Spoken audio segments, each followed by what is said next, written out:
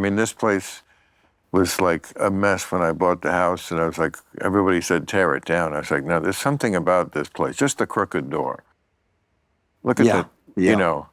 Yeah, and how could you tear that down? Right, and I don't know. Are we allowed to say that there's a body in the bathtub? That is not a body, Mr. Huberman. That is Whitney Cummings. That's right. That's her. I recognize her. That is.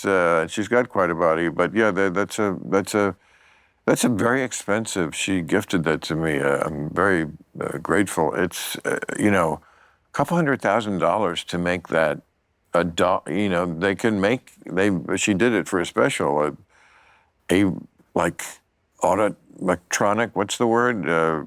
Version of her. I remember going to the World's Fair and they had the back in the day, Lincoln, hello, and it was kind of like that, but this is much more realistic. It's very realistic. I'm friends with Whitney, and oh wow, I walked in and there was Whitney in this Whitney, the Whitney. Yeah, we put her in the 2.0. bathtub. We had her sitting over there, but every time I walked in the room, I was like, oh fuck, what there's a person. It is here. a little shocking because it's so accurate. It's minus so the hair. accurate. There's no hair on. Well, I mean, we're close to having sex robots, aren't we? I mean, I'm not making that. There's a movie I just saw. It's pretty good called Companion. Okay. Have you seen it? No, I haven't seen it. It's interesting. It's and Megan Fox did one about sex robots. There's going to be a lot of sex. Trust me, Sydney Sweeney's going to be playing a sex robot at some point. I just think that's inevitable.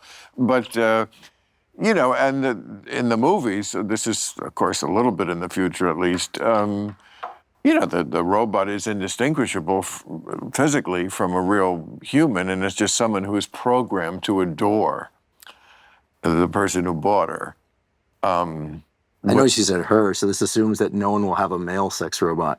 I think it's different in the woman's brain. I think that's why men want, the male fragile ego and everything probably wants, someone who adores them. Who doesn't really want to be adored? I'm sure there are going to be guys out there that are going to be paid for the robot that insults them and all sorts of things. But that seems like an entirely different domain. Yeah, those are the guys who now are having pay someone to dig their high heel into them. Isn't that bizarre? How some of when those cases have been unearthed? I don't know, something about ultra powerful people. Maybe they have never been told no, and they crave that. Odd.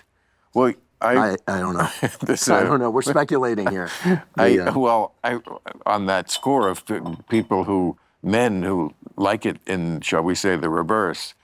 Somebody once told me a story. It probably was a stripper in a club about this guy who had a really small dick. So his way to deal with it was he wanted the women to humiliate him. And apparently that's like a thing sometimes. Whoa. Well, it's like making a virtue out of it. Like, at least it's getting attention. Whoa. Yeah, the AI relationships thing maybe is not as, as edgy as what we're talking about now, but it does seem like it's already happening. People are having relationships with AI. Exactly, but it's not physical yet. As far as I know, I'm just hearing. Well, it can't be. We don't have it yet. Right. I'm guessing if it's physical, it's unilaterally physical. It seems that you're in love with your phone. I mean, they've been doing this in Japan, and the movie Her was like almost 15 years ago. It was like a crystal ball. Yeah, it's amazing. I mean, that's where it was going. But there was no. Remember, in the movie, he hires a surrogate. Like an actual woman while he's on the phone with the thing, so we can feel he's really having sex with the phone that he's in love with. It's like taking all the functions of the human brain and compartmentalizing them into different actions and trying to interleave them. It's so bizarre. I used to ask this in my act. Doesn't anybody just fuck anymore? I mean, is it really, are we that jaded that this, it just seems like people do, everybody has some crazy kink. I feel like I'm the last member of the land that time forgot. I don't do anything, I don't even fantasize about kinky shit. I don't, it's not like, ooh, I'm not fucking anybody in the ass, but I'm thinking about it. I'm not thinking about it.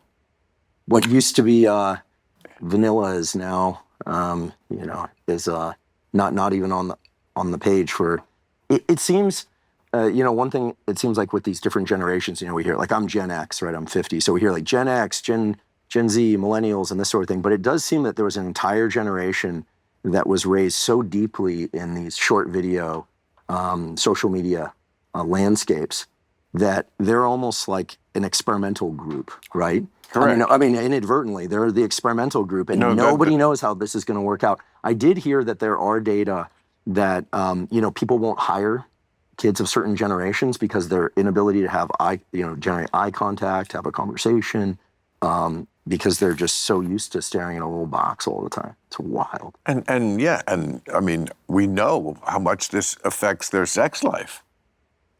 They don't relate on a one-to-one basis. You see video of people, or you could go to a bar and they're all looking at their phone in the bar, even though the person is sitting right across from them. Even people out on dates. Yeah. It's wild. Yeah. That's common sense. Now, could it in the future turn out? I mean, anything's possible that isn't so deleterious. I don't think so. But what we do know is it's different. Mm-hmm. You can't deny that this is a difference, not just in degree, but in kind of something that we never saw before, where we're not relating directly, where we're putting some filter between everything. Look at a concert. I watched as much as I could of the Taylor Swift concert because Nikki Glaser made me.